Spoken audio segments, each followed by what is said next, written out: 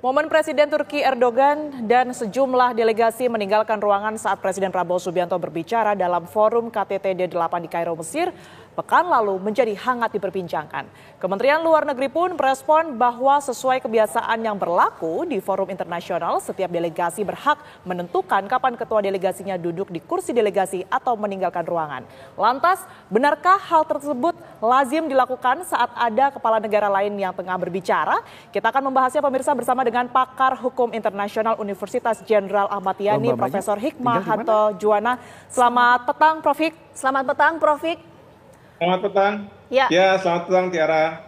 Oke, langsung saja, Prof. Hik, kalau kita melihat adanya Presiden Erdogan yang keluar ruangan saat forum internasional di mana Presiden Prabowo Subianto tengah berpidato, apakah ini merupakan suatu hal yang lazim atau seperti apa, Prof. Hik melihatnya? Saya melihat bahwa ini bukan sesuatu yang spektakuler ya, apalagi diinterpretasi sebagai walkout dari Presiden Erdogan. Kenapa? Ada 3 hal. Pertama adalah pada waktu Presiden Erdogan bangkit dan kemudian menuju keluar, berada di belakang Pak Prabowo, Presiden kita. Pada saat itu Bapak Presiden baru saja memulai pidatonya. Jadi masih belum ada bicara tentang substansi. Jadi kalau misalnya tidak bicara tentang substansi, lalu untuk apa sebenarnya? Yang kedua, bahwa yang berdiri itu tidak diikuti oleh banyak delegasi. Memang kita lihat ada Pak Presiden Erdogan berdiri, lalu kemudian orang yang di sebelah Pak Prabowo mungkin menyalami beliau, lalu kemudian disambut oleh mungkin staf dari Presiden Erdogan.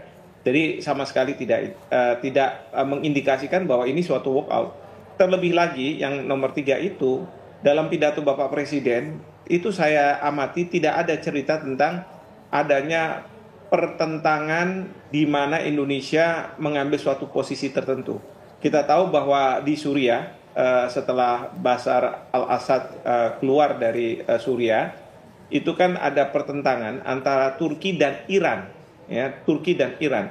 Karena Bashar al-Assad mendapat dukungan dari Iran, sementara Turki masuk karena ingin mendorong pemberontak untuk bisa menguasai kepemimpinan dari Suriah. Nah, kalau dalam konteks seperti itu dibicarakan oleh Pak Prabowo dan Pak Prabowo mungkin ya berpihak kepada Iran, ya pantas kalau misalnya Presiden Erdogan akan keluar. Tetapi dalam pidato dari Bapak Presiden tidak ada sama sekali indikasi yang mengarah ke sana. Justru Pak Presiden mengatakan bahwa rakyat negara-negara Muslim harus bersatu untuk membantu Palestina. Ya, kalau misalnya kita semua bertentangan satu dengan dan yang lainnya sehingga terjadi pelemahan terhadap diri kita sendiri, bagaimana kita bisa membantu Palestina? Nah, ini yang disampaikan oleh beliau. Seperti itu. Baik, artinya memang apa yang dilakukan oleh Presiden Erdogan ini lazim tanpa adanya makna tertentu yang bisa diartikan dari pihaknya untuk meninggalkan ruangan tersebut. Begitu, Prof. Hik? Betul sekali, ya. Oke, Prof. Hik, kalau kita melihat juga, Prof. Hik, ini kan yang disampaikan oleh Presiden Prabowo Subianto adalah soal perdamaian negara Muslim untuk kemerdekaan Palestina.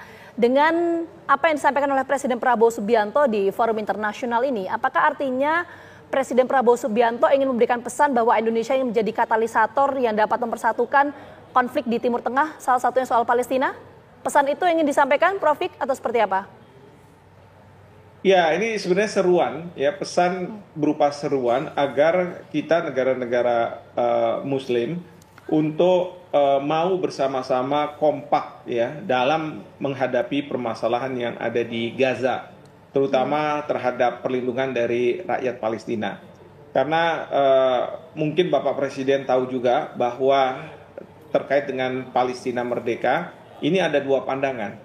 Satu pandangan yang mengatakan Palestina bisa merdeka di samping Israel yang merdeka. Jadi two-state solution, termasuk Indonesia masuk dalam kategori ini. Tetapi ada negara Islam, khususnya Iran, yang menghendaki agar Palestina merdeka itu tanpa kehadiran dari Israel. Jadi Israel harus keluar dari tanah Palestina. Dan ini yang menjadi pertentangan. Bahkan di Palestina sendiri itu ada Hamas dan Fatah. Fatah yang setuju dengan two-state solution, sementara Hamas yang tidak menghendaki adanya Israel ketika Palestina merdeka. Nah, mereka pun keberadaannya di dua tempat yang relatif berbeda. Satu di tepi barat, yang satunya lagi adalah di Gaza. Nah, ini yang menjadi permasalahan memang. Jadi himbauan atau seruan dari Bapak Presiden agar sudahlah kita tinggalkan masalah itu, mungkin lebih realistis kalau kita mengatakan adanya two-state solution, ya, negara Palestina berdiri, di sebelahnya ada Israel, ya, ketimbang untuk menghilangkan negara Israel yang sekarang ini sudah ada, itu yang akan sangat sulit. Mungkin himbauan seperti itu yang Bapak Presiden ingin sampaikan, sehingga kita bisa benar-benar membantu rakyat Palestina. Yang terpenting itu adalah bukan ego dari para pemimpin atau kepentingan politik dari para pemimpin, tetapi yang kita harus lihat adalah rakyat Palestina. Ya, kita bisa menyaksikan bagaimana rakyat Palestina itu membutuhkan makanan, membutuhkan obat-obatan, ya, membutuhkan dihentikannya serangan dari Israel ke Gaza. Nah, ini yang dibutuhkan oleh rakyat Palestina, dan kita tahu bahwa Israel tidak akan menghentikan serangan itu dan bahkan melakukan genosida, mengarah kepada genosida, untuk memastikan agar tidak ada serangan dari Gaza ke Israel. Karena menurut Israel mungkin pejuang-pejuang sekarang Hamas masih melakukan serangan ke Israel, dan dia ingin menghilangkan pejuang-pejuang itu, termasuk juga anak-anak kecil yang suatu hari nanti bisa menjadi pejuang, bahkan perempuan yang bisa melahirkan para pejuang-pejuang ini, untuk memastikan bahwa tidak akan ada lagi serangan dari Gaza ke Israel.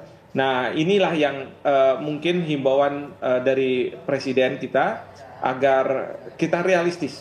Kita realistis melihat fakta di lapangan, di mana rakyat Palestina yang menjadi korban dari semua ini, dan kita harus bantu mereka, dan kita harus berpihak pada mereka. Karena beliau juga mengatakan hak asasi manusia yang selama ini didengung-dengungkan, bahkan diceramahkan oleh negara-negara barat kepada negara-negara berkembang termasuk ke Indonesia, adalah bukan berpihak pada kita, itu berpihak kepada negara-negara barat.